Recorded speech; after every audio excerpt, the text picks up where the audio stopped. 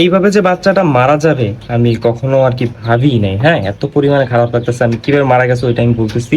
তো কিছুক্ষণ আগে আমাদের এই লাইটটা নষ্ট হয়ে গেছিল, যার কারণে আমি সাথে সাথে লাইট আনতে চলে গেছিলাম। এবং আমার বাচ্চাগুলো খুবই ঝরঝরা হয়ে গেছে, ওরা খাবার দাবার খাইতেছে, ঘোরাফেরা করতেছে।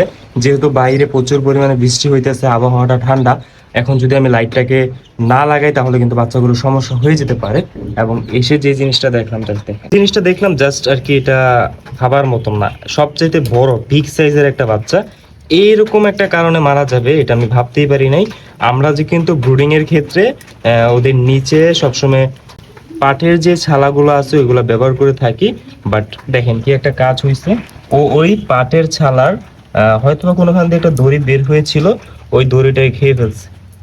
খেয়ে ফেলার কারণে বাচ্চাটা মারা গেছে। যদিও দড়িটা এতটুকু পর্যন্ত ছিল।